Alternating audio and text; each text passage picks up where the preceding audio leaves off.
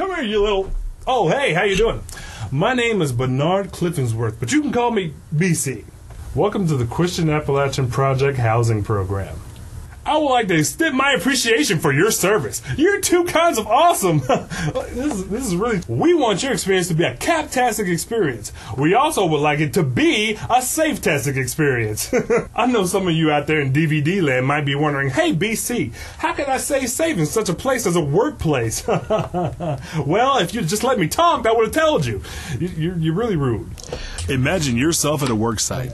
You're excited at the thoughts of hammers, box cutters, circular and miter saws. But there's just one problem. You're scared for your own safety. What do I do now? Let me tell you the quick ways to start being safe now. Step 1. Think. It's always easy to forget you got a brain out there. Thinking is one of the most important things to keeping yourself safe.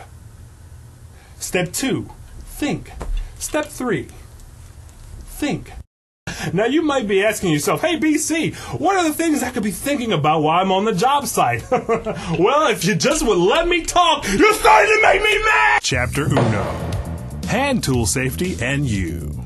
Hand tools are dangerous. Trust me. Improper care can result in damage of yourself. For example, hammers are used to hit nails, not fingernails. Tap lightly to start a nail and then remove your hand so that you do not accidentally miss and hit your body. Properly starting a nail also prevents it from flying off and hitting people or close-by animals. When you need to pry a nail, use the claws on the backside of the hammer. Hey you, use a block to get that out. There you go. Never in your life hit two hammers together. They could splinter and cause serious injury. Never leave a hammer on an uneven surface such as a roof. The hammer could slide off, causing serious damage to the people on the ground. Put that hammer in your tool belt or just put it away. Now you're thinking. Utility knives are equally as dangerous. Close that knife when you're not using it. Always cut away from the body when using them. Make sure that there's nothing in the knife's path when cutting. And never use a utility knife to cut vinyl siding. It's just stupid. Okay, let's review. Remember to start a nail when removing your hand. Always pry a nail with the back claws of a hammer. Never, under any conditions, strike a hammer. And finally, put your hammer away, never leaving it on a roof, ladder, or any other uneven surface. Remember to keep utility knives closed. Always cut away from the body, and watch where you cut. And more importantly, watch what you cut, leaving fingers and people out of the way. Remember to take great care using these tools. Although they might give you a hand, always keep safety first. Chapter Part 2. Ladder safety and you. When moving from point A to point B on the job site, it might be necessary to use one of these.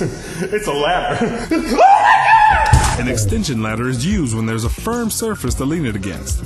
Never lean a ladder against an uneven surface such as a telephone pole.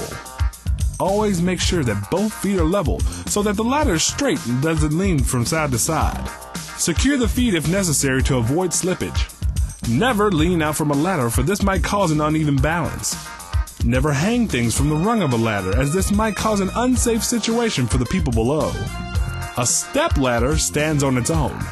It's important that the ladder is on an even surface. Never stand on the top rung of a ladder. Do not leave anything on the top of a ladder, such as a bucket of paint, hammer, or power tool.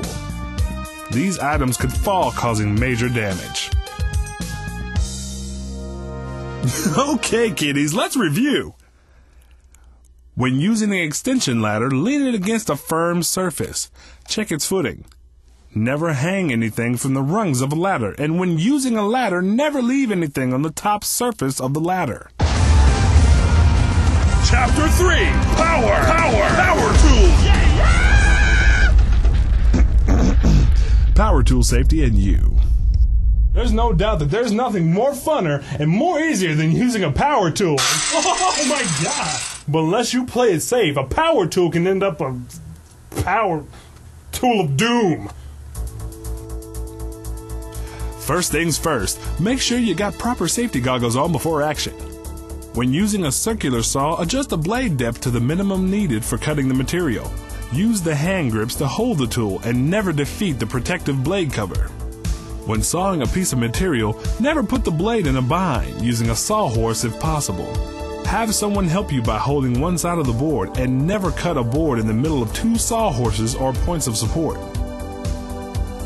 When cutting plywood or wafer board, you can make cutting easier by placing boards underneath to support the weight.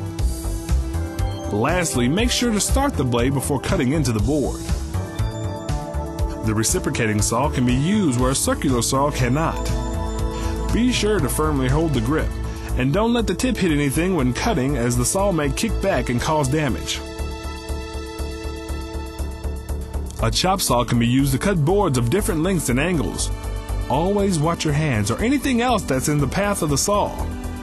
Be sure that the board is properly supported. A drill can be used to drive screws or drive a hole. When driving screws, be sure to start the screw properly. Avoid stripping the screw head by firmly pressing on the drill. Check and remove power tools if they have dull blades, safety guards are removed, or the cords are frayed. Electricity! Electricity and water don't mix. Never use power tools while standing in water or run cords through water. Stay clear of overhead power lines. Overhead power lines carry enough power to kill instantly.